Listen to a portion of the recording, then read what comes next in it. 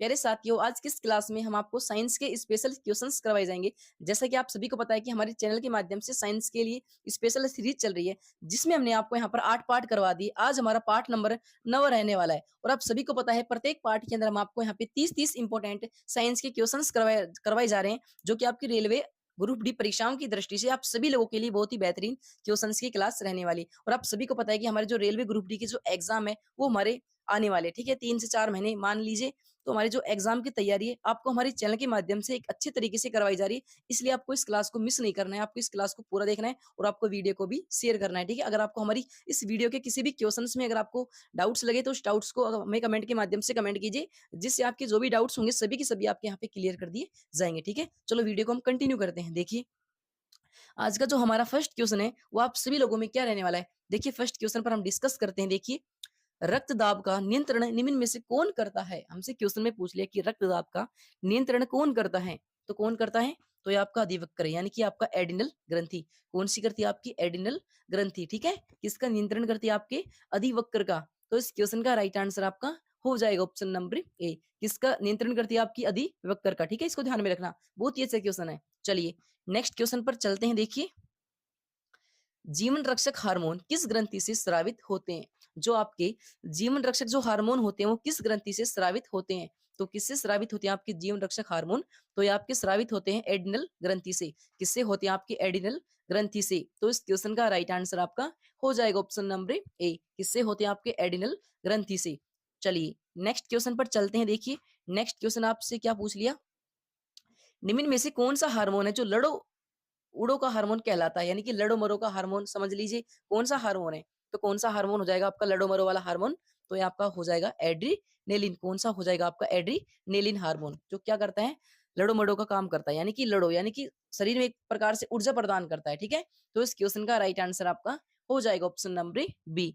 चलिए next question पर चलते हैं। हम देखिए, निम्नलिखित में से कौन एक स्त्रीलिंग हार्मोन है, तो कौन सा हार्मोन है जो कि आपका एक स्त्रीलिंग है, तो कौन सा हार्मोन हो जाएगा, तो ये आपका हो जाएगा एस्ट्रोजन। कौन सा हो जाएगा, आपका एस्ट्रोजेन, जो कि आपका क्या है, एक स्त्रीलिंग हार्मोन।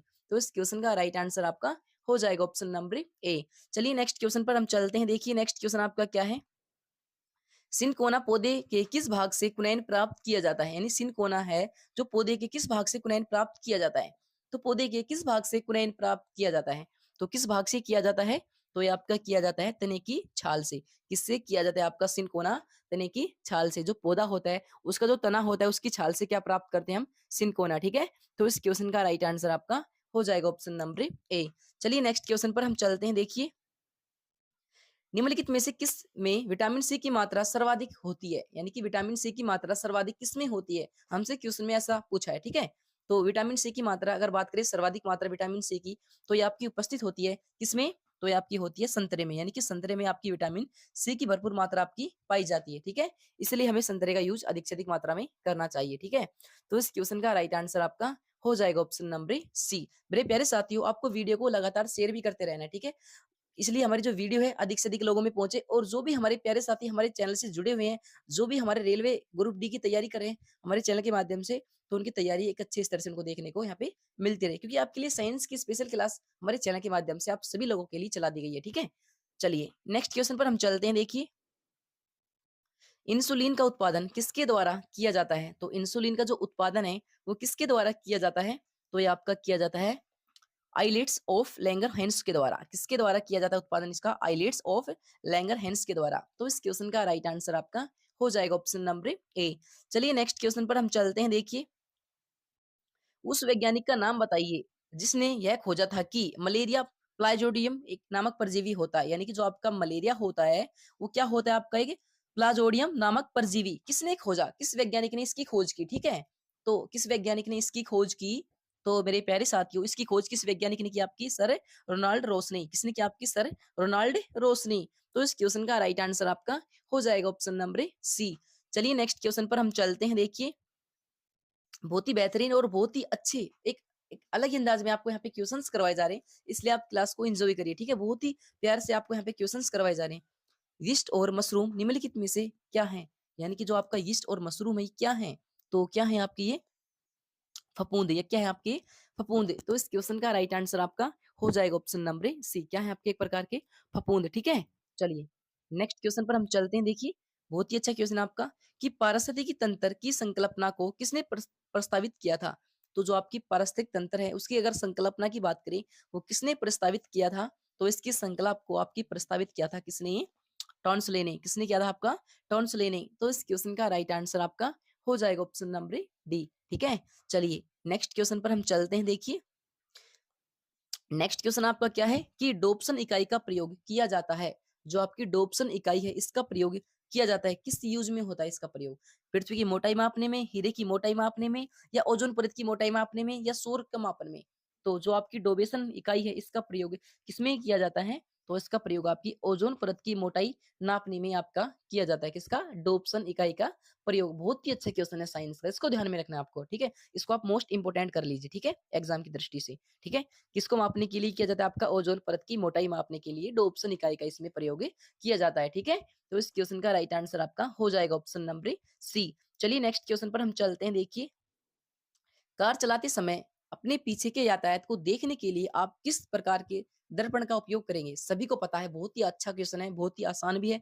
यानी कि हम कार चलाते समय जो हम साइड के जो मिरर लगे होते हैं उनमें तो हम किसका यूज करते हैं, यानी उनको यूज करते हैं तो उसमें कौन सा दर्पण लगा होता है, सभी को पता है उत्तल। कौन सा लगा होता है, उत्तल। यानी कि जो पार्श्व यानी जो पीछे के जो साधन होते हैं वो हमें क्या करता है, दिखाता है। ठीक है, तो ये आपका कौन सा हो जाएगा, आपका उत्तल दर्पण। ठीक है, तो इस क्वेश्चन का राइट आंसर आपका हो जाएगा ऑप्शन नंबर डी। चलिए नेक्स्ट क्वेश्चन पर हम चलते हैं। देखिए निम्न में से कौन सी धातु बिजली की सबसे अधिक सुचालक होती है। अगर बात करें धातु की बिजली के सबसे अच्छे सुचालक की, तो कौन सी धातु होती है जो बिजली का सबसे अच्छा सुचालक है, तो ये आपकी कौन सी धातु हो जाएगी, चांदी। ठीक है, कौन सी हो जाएगी, चांदी। लेकिन हम ऐसे तो है नहीं कि चांदी का यूज करेंगे घरों में तारों के रूप में, लेकिन वैसे सामान्य तौर पर हम यूज कौन सी तार करते हैं, तांबे के तार। ठीक है, वैसे बात करें सबसे अच्छी सुचालक की वो चांदी होती है, लेकिन हम चांदी का यूज नहीं करते। ठीक है, चलिए नेक्स्ट क्वेश्चन पर हम चलते हैं।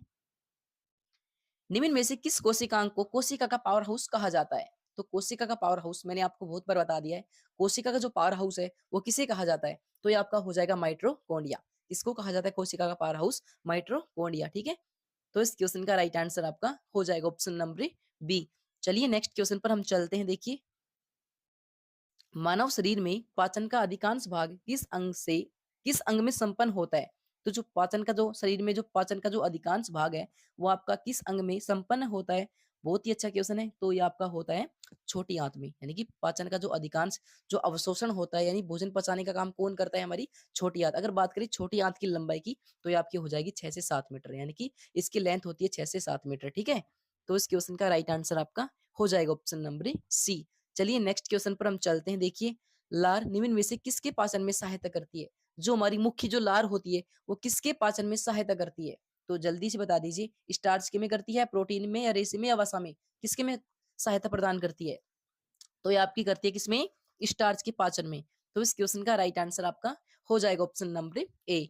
चलिए नेक्स्ट क्वेश्चन पर हम चलते हैं। देखिए आंखों की दूरदृष्टि की बीमारी निम्न में से किस कारण से होती है। यानी कि जो हमारी आंखें होती है यानी दूरदृष्टि, यानी कि हमें दूर का नहीं दिखाई देना, वो किसकी कमी से होती है, किस कारण से होती है, तो ये आपकी होती है किसकी कमी से, तो ये आपकी होती है नेत्र गोलक का छोटा हो जाना।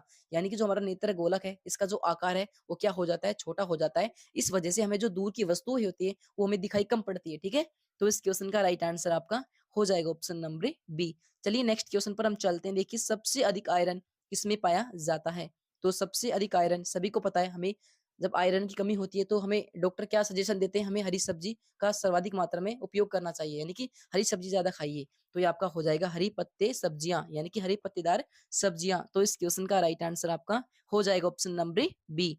चलिए नेक्स्ट क्वेश्चन पर हम चलते हैं। देखिए निम्नलिखित में से किस विटामिन की कमी से मसूड़ों में रक्त आता है और दांत हिलने लगते हैं, तो सभी को पता है विटामिन सी की कमी से। यानी कि जब विटामिन सी की कमी होती है तो क्या होता है, हमारे जो मसूड़े होते हैं उनमें क्या होता है, ब्लड की समस्या बनती है, यानी ब्लड आना शुरू हो जाता है। किसकी कमी से, विटामिन सी की कमी से। तो इस क्वेश्चन का राइट आंसर आपका हो जाएगा ऑप्शन नंबर सी। ठीक है, चलिए नेक्स्ट क्वेश्चन पर हम चलते हैं। देखिए मनुष्य की आंख कितने मेगापिक्सल की होती है। यानी कि मेगापिक्सल का मतलब आप समझिए एमपी, यानी कि मेगापिक्सल। जैसे हमारे मोबाइल का कैमरा आता है, किसी का 48 मेगापिक्सल, किसी का 64 मेगापिक्सल, किसी का 108 मेगापिक्सल। इसी प्रकार से हमसे क्वेश्चन में पूछ लिया कि हमारी मनुष्य की जो आंख होती है वो कितने मेगापिक्सल की होती है, तो ये आपकी कितनी होती है, तो ये आपकी होती है 576 मेगापिक्सल। ठीक है, तो इस क्वेश्चन का राइट आंसर आपका हो जाएगा ऑप्शन नंबर ए। ठीक है, कितने होती 576। चलिए नेक्स्ट क्वेश्चन पर चलते हैं। देखिए आपको वीडियो को अगर आपने शेयर नहीं किया तो मेरे आपसे निवेदन है आप वीडियो को शेयर करते रहिए, क्योंकि सभी साथियों तक हमारी ये वीडियो पहुंच चुकी है। ठीक है, चलिए नेक्स्ट क्वेश्चन आपका देखिए, गुरु जल क्या है? तो आपसे पूछ ले कि गुरु जल क्या है, तो क्या हो जाएगा गुरु जल?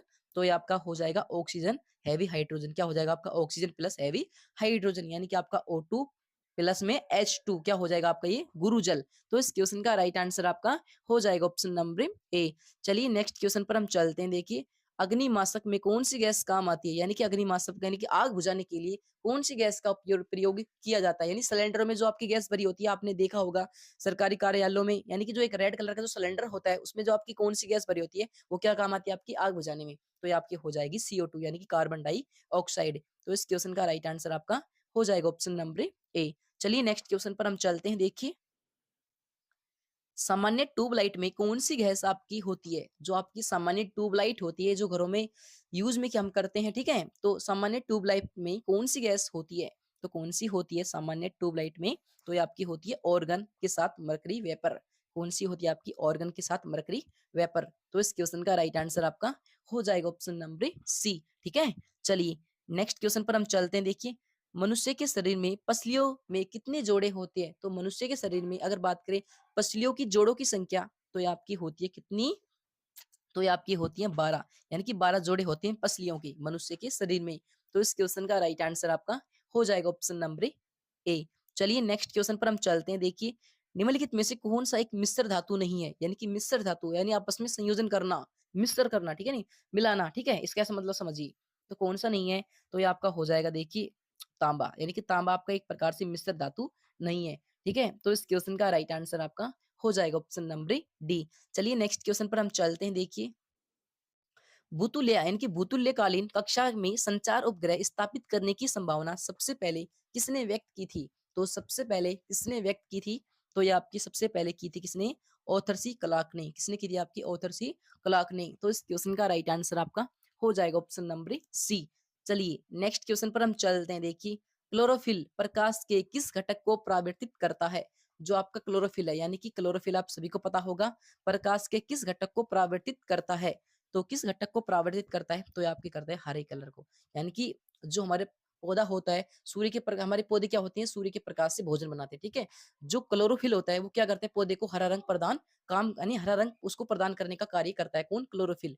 तो इस क्वेश्चन का राइट आंसर आपका हो जाएगा ऑप्शन नंबर डी। चलिए नेक्स्ट क्वेश्चन पर चलते हैं। देखिए कांच कौन सी किस्म का तापरोधी है? यानी जो आपका कांच है वो कौन सी किस्म का तापरोधी है? तो कौन सी किस्म का हो जाएगा कांच? तो ये आपका हो जाएगा पायरेक्स कांच, यानी कि पायरेक्स कांच हो जाएगा। अगर बात करें जो हमारे चश्मे होते हैं, ठीक है, यानी कि दूर के निकट के, उनमें कौन सा कांच उपयोग में लाया जाता है? तो ये आपका हो जाएगा कुकुरुस कांच। कौन सा? कुकुरुस कांच। ठीक है, चलिए नेक्स्ट क्वेश्चन पर हम चलते हैं। देखिए कृत्रिम उपग्रह के जरिए संचार के लिए किन तरंगों का उपयोग में किया जाता है? यानी कृत्रिम जो आपके उपग्रह होते हैं, यानी कृत्रिम उपग्रह का मतलब समझिए जो मानव के द्वारा बनाए गए, ठीक है।